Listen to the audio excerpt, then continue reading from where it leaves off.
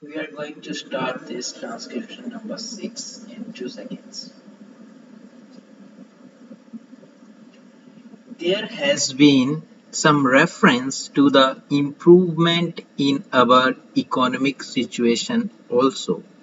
We find that we have made good progress in production. We were faced equally with a difficult situation so far as cloth was concerned.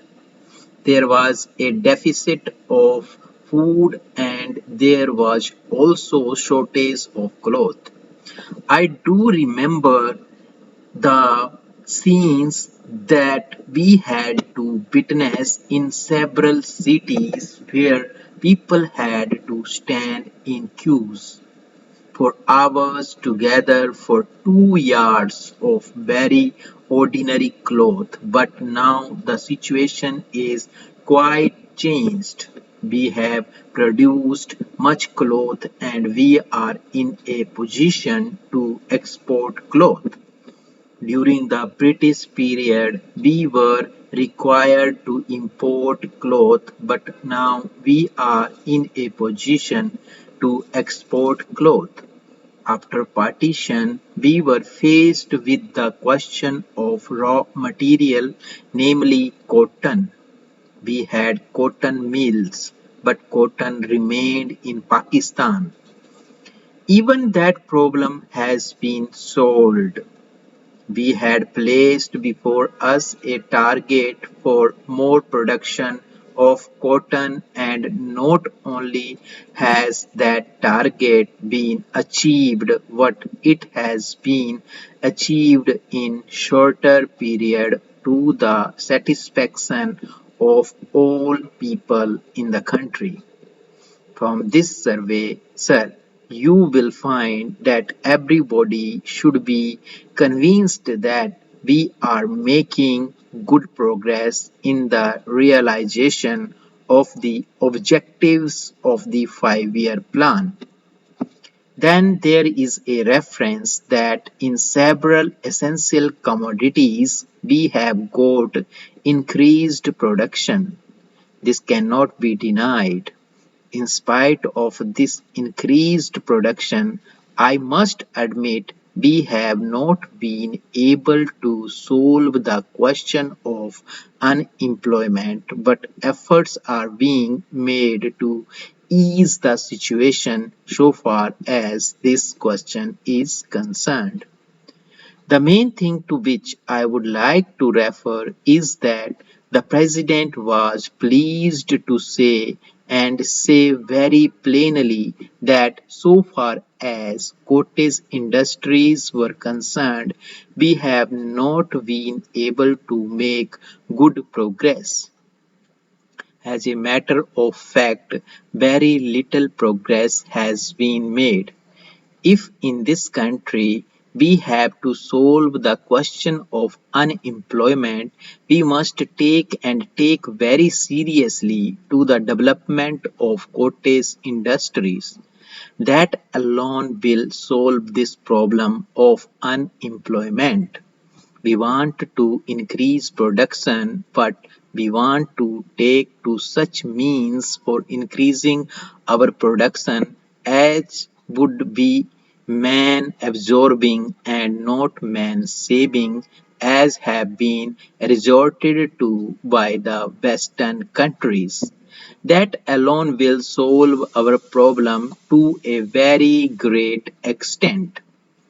If we organize our cottage industries, if we take to the spirit of Swadeshi, I have no doubt we will solve the problem of unemployment to a great extent. Then, sir, a reference has been made to certain additional projects which have been included in the 5 year plan. There was a great demand from Maharashtra to include this project in the 5 year plan. A couple of years ago, there was a conference presided over by my colleague from the district, the present revenue minister of Maharashtra. he had presided over it, and there was a unanimous demand supported by practically the entire people from Maharashtra that this project should be included in the 5-year plan. I take this opportunity to congratulate the Government of India and the Government of Maharashtra for having seen to it that this project in Maharashtra is included in the 5-year plan. The President's address makes references to the improvement of our transport and communications.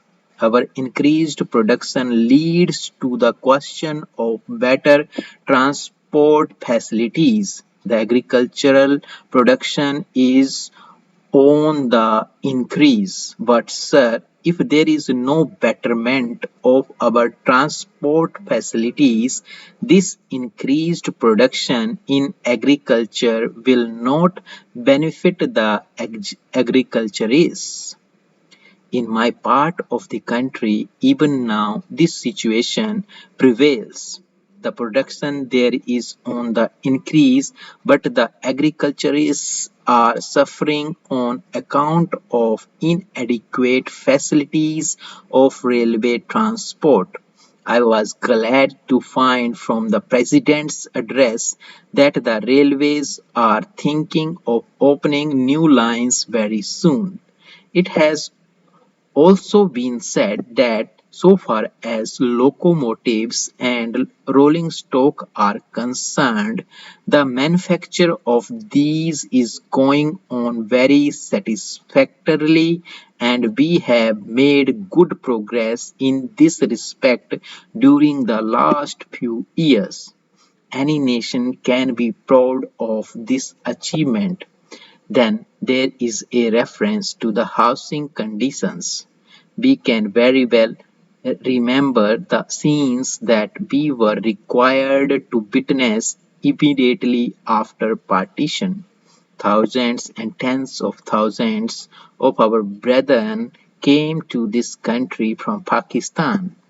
It was a very serious question as to how to house them, but the day has come when the question has practically been solved, or it can at least be said that we are near the solution of the question.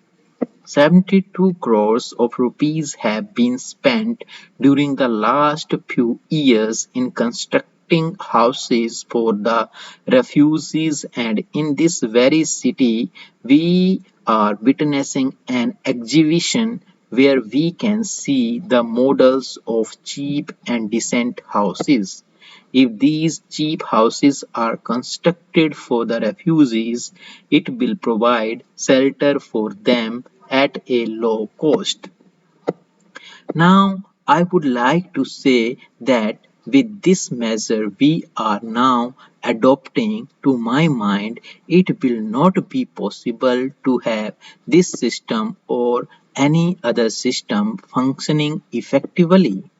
The number of clauses that we have included are so restrictive and rigid that it will not be possible for any system to function in this country.